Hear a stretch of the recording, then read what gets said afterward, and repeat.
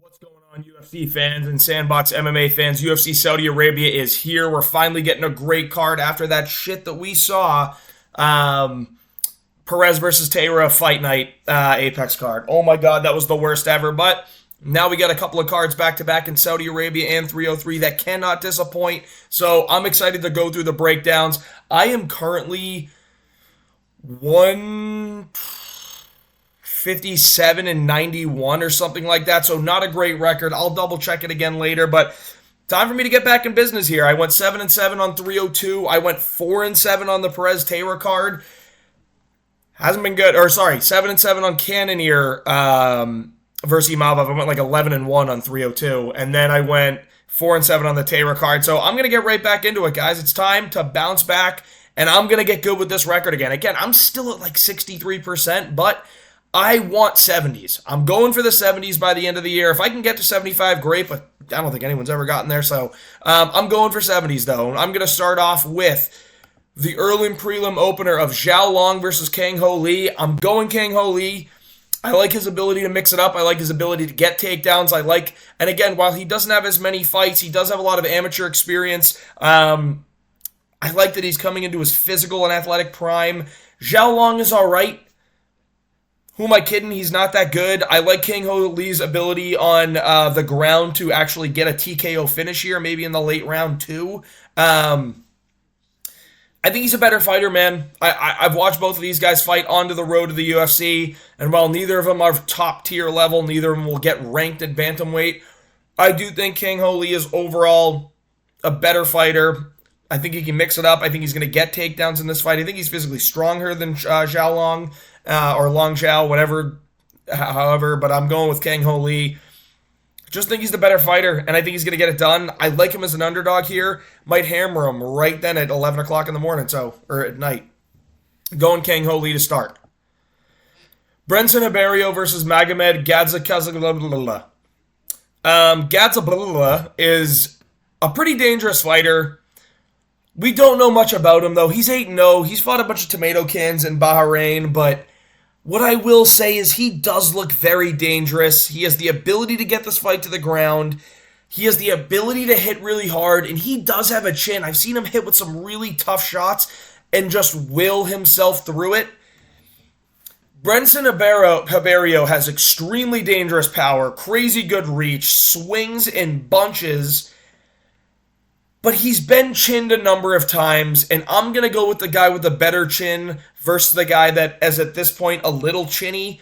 I don't want to call him chinny just because he's been chinned, but he has been chinned, and I just think that Gadzhikazhaglalala is going to get on the inside. He's going to land his hooks, and I think he's going to starch Brenson Haberio. I think he's going to get some work done in the clinch in this fight as well, but you're going to see Haberio start to gas out after going for it really early in the first 2 minutes. Magomed's going to get this against the cage, land some good shots. They're going to get separated a little bit, or he's going to get some separation and land some really strong, powerful shots to win this fight with a knockout in the first round. I think this is going to be fireworks. It's going to be interesting. It's scary because both guys have crazy power in their hands, but I'm going to rely on the better chin here. I'm going Magomed. Kung Ho Kang versus Muin Gafurov. Kung Ho Kang's going to win this fight, but I'm picking Muin Gafurov to get the decision because this is in Saudi Arabia. This has robbery written all over it. This has 29-28 Kung Ho Kang by rounds 2 and 3 written all over it by outboxing and outstriking Muin Gafurov, but he is going to get robbed by the judges. I'm going to go with Muin Gafurov. I like his ability to take steroids and not get in trouble for it. I like his ability to cheat in the cage and not get called for it because they're in Saudi. I think this one has robbery written all over it. We're going to look and we're going to say Muin Gafurov had a really good first round. And that's it. Kung Ho Kang looked much better in rounds 2 and 3, landing the better shots, landing the more damaging shots. But this has robbery written all over it. I'm saying Muin Gafurov is going to get the decision. Kung Young Ho Kang is going to win the fight. But when we look at my record, if Muin Gafurov wins, that's counted as a W. If Kung Ho Kang wins, it's not. I do think Kung Ho Kang's the better fighter. I think Muin Gafurov's kind of shit. I think he's kind of out of shape for bantamweight especially. But I think Saudi's going to rob this man, Kung Ho Kang. I'm going Muin Gafurov to win this fight by robbery decision 29-28. It's not even going to be split. They're going to call it unanimous, and it's going to Gafurov, and we're going to go, whoa, it should have been unanimous to King. Rinat Fakhretdinov is going to win this fight, guys. I know that he got... I'm not even going to say exposed. I know that he showed some holes in his game against Elizeu Zaleski dos Santos, but Elizeu Zaleski dos Santos is a very tough out, and don't get me wrong, Nicholas Dalby is too, and he has been much better at the end of his career. But when he beat Gabriel Bonfim, it seemed like one of those things where Bonfim went in there saying, I'm going to get a finish, I'm going to get it early, and he gassed himself out like crazy. Rinat Fakhretdinov is more than capable of landing some good, powerful shots and hurting Dalby, and then wet blanketing him for 15 minutes. He did look a little tired against Zaleski dos Santos, but Elizeu Zaleski dos Santos did a great job wearing shots to the body, which I don't think Dalby's going to do as well. He did a good job counter-grappling as well, and he's a much tougher out than Nicholas Dalby is. I think Fakhretdinov's going to get this one done via 30-27 unanimous decision by half guard camping. He's okay with laying in full guard. He's not going to force his way to mount. If there's a way to get to mount, he'll get there, but he's not going to force it there. He's not going to gas himself out. He's a scary dude. He still dominated Brian Battle for 14 and a half minutes. He took him on the ground and controlled him for 14 and a half minutes. I don't care what anyone says. That is really hard to do. Brian Battle's a damn good fighter. I think he's even better than Nicholas Dalby, if I'm being honest. But again, time will tell with that. I'm going Fakhretdinov to win a 30-27 unanimous decision here. I could see him possibly getting a choke, but I do think Nicholas Dalby's pretty durable, and he is a little bit of a tricky out. Fakhretdinov is just too good for him, though. He's going to get this one done, 30-27 unanimous decision. Naimov versus Lima. Lima's taking this on very short notice. He is a bantamweight going up to featherweight. I'm going Naimov. Naimov beat Nathaniel Wood by cheating. They're in Saudi Arabia. It doesn't matter if he cheats this whole fight, if he grabs the fence, if he goes for nut shots, if he goes for eye pokes. He's not getting a point taken away. He's going to win this fight. I do think he's kind of dangerous as well. I think there is some dangerous power with him. He hasn't been fully tested yet. He has a bunch of fluke wins in the UFC. But Felipe Lima took this on way too short of notice. He's a much smaller guy in that cage.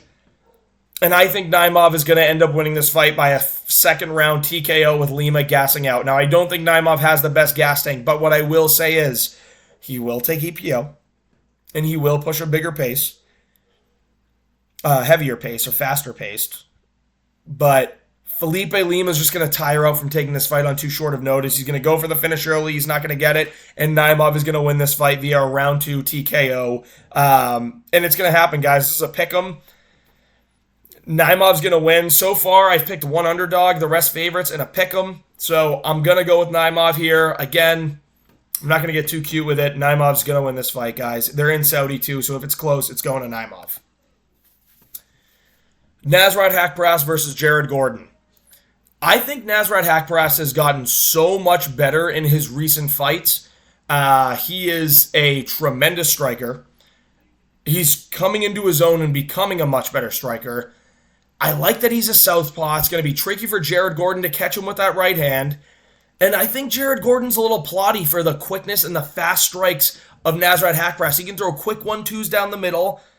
And I reckon he can get Nasrat Haqparast out, or he can get Jared Gordon out of there in round 2. Jared Gordon's getting older. He's 35. He's out of his prime. And Nasrat Haqparast is just entering it. He's faster. I think he's stronger. I think he's got faster twitch muscle ability. And I like how much he's improved consistently throughout his career. We have seen him get better and better and better. Again, Bobby Green pieced him up. But Bobby Green can piece a lot of people up on the feet. And I know you're going to say Jared Gordon actually didn't get pieced up by Bobby Green, but Bobby Green butted him real bad. That's the kind of knockout where you go, oof. Tough starching, really tough starching. But you look at the other wins that Haqparast has had, and again, Jared Gordon beat Mark Madsen, but Mark Madsen's shit, dude. He's the worst striker in lightweight. Great wrestler, but dude, you got to bring more to the table when you're fighting Jared Gordon, and Nasrat Haqparast does. He lost to Dan Hooker by decision. I don't think Jared Gordon's going to get him out of there. He lost to Bobby Green by decision. Jared Gordon is not going to get him out of there. Then he beats up John McDessie by decision, and he kind of beat him up. Like, he didn't knock him out, but he beat him up. Landon Quinones. Landon Quinones is kind of a tough out. He's a tough fighter. We saw his fight with Markel Medeiros recently. That was a fun fight. Nasrat Haqparast then goes out there and has his best performance against Jamie Malarkey. I get it. Jamie Malarkey sucks. But I think Nasrat Haqparast is very good. He's going to get this one done by a round 2 KO flush. Jared Gordon's going out stiff, staring. He might call it a career after this. We'll see. But Nasrat Haqparast is getting this one done. Johnny Walker versus Volkan Ozdemir. I've picked Johnny Walker to win by some crazy shit so many times that I have no faith in him. He's not going to get it done. Let's look at the guys that he's beat. Let's go to his resume. I'm going to pick, first of all, I'm going to say it now. I'm picking Volkan Ozdemir to win by a round 2 KO. Johnny Walker's going to start throwing some crazy shit in the first round, get tired. He's going to go for a clinch, but Volkan's going to separate from it, land good punches. And I think as they're kind of squaring back up, Volkan's going to land a great left hand, right hook behind it, and starch Johnny Walker out. Johnny Walker doesn't have the chin for it, man. And I think Volkan Ozdemir is actually really good. I think he's hard to knock out. I know Yuri knocked him out. Yuri knocks out everybody, dude. Rakic beat the piss out of him. And Yuri came back and knocked him out.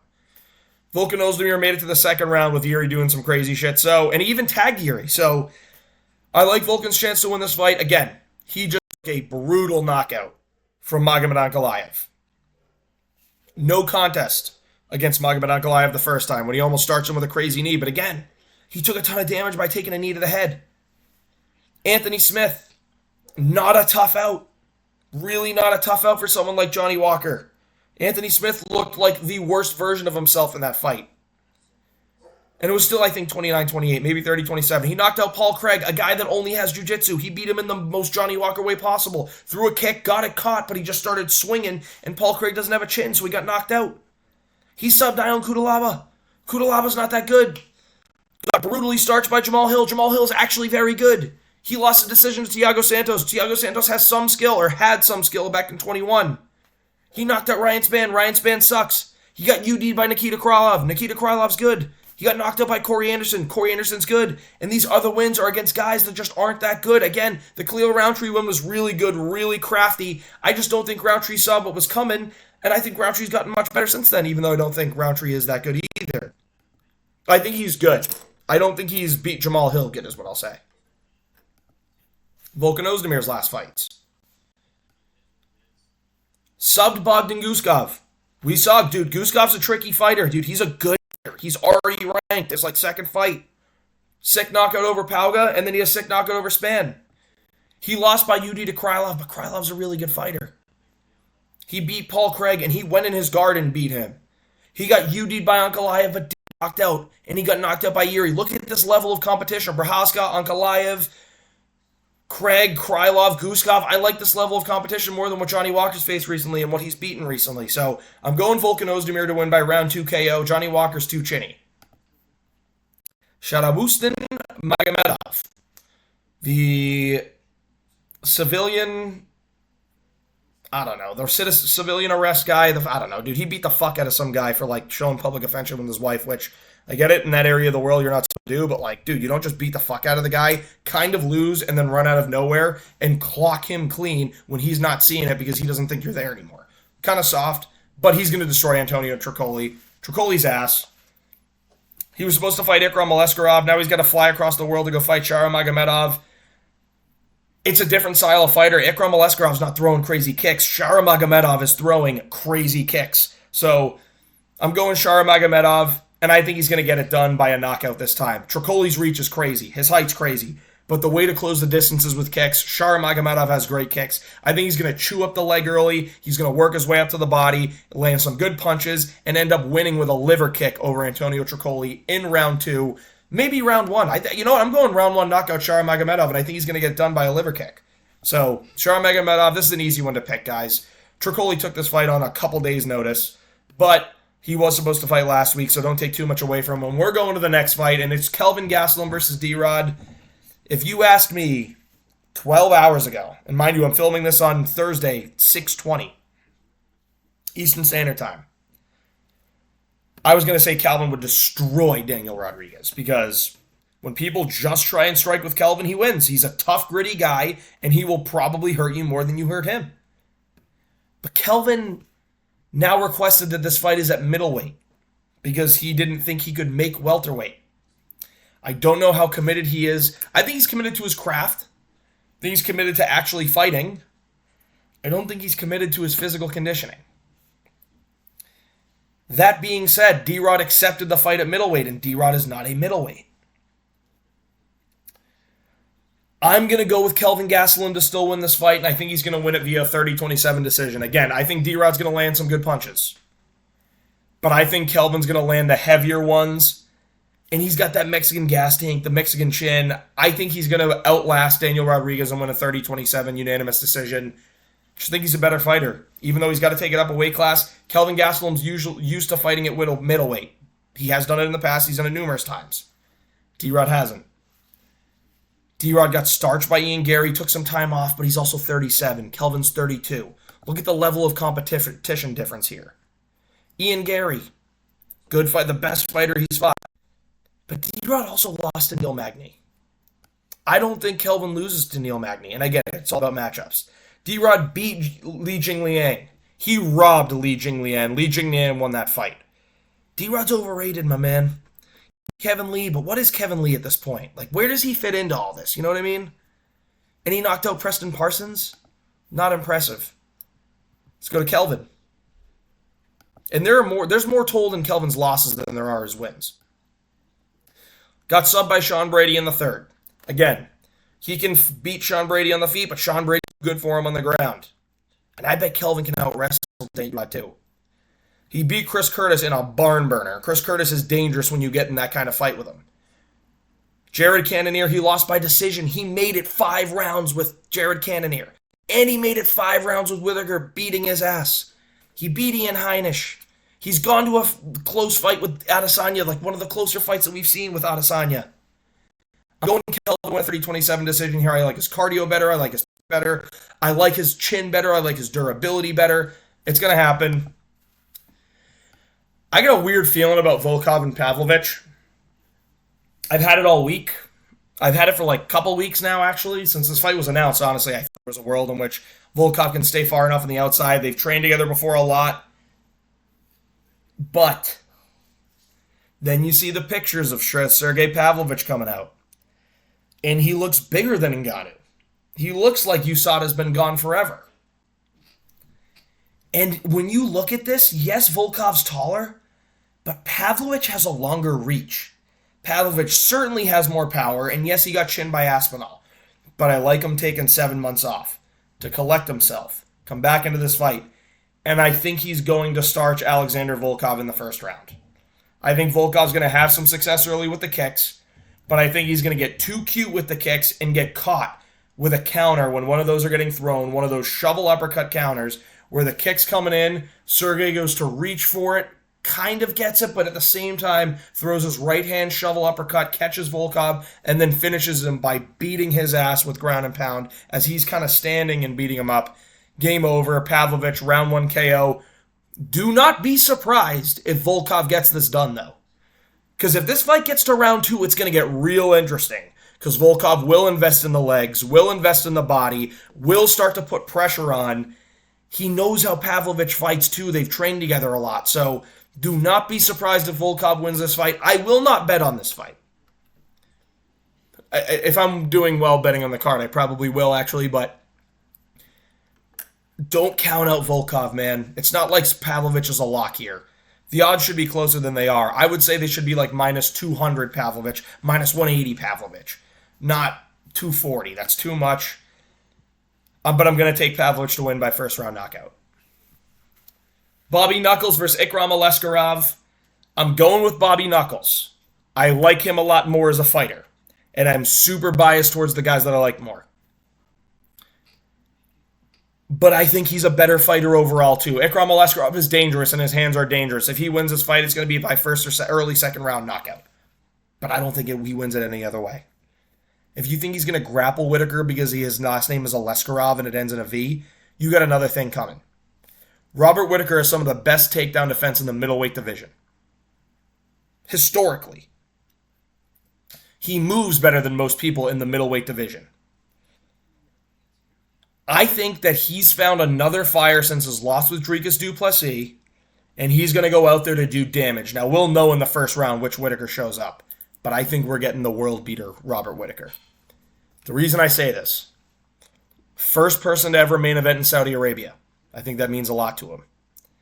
I think he feels disrespected that people are starting to pick Aleskarov over him, someone who's unranked. And I think this is a dangerous fight for him, and he knows it's dangerous. When Robert Whittaker faces a dangerous, tough test, one that he has not been guaranteed a win for, he comes out the best version of himself. Paulo Costa is dangerous. He needed to prove something after his loss to DDP. He came out looking like a bat out of hell, beating the piss out of Costa. He got spin kicked once, but outside of that, he looked some of the best that he's ever looked.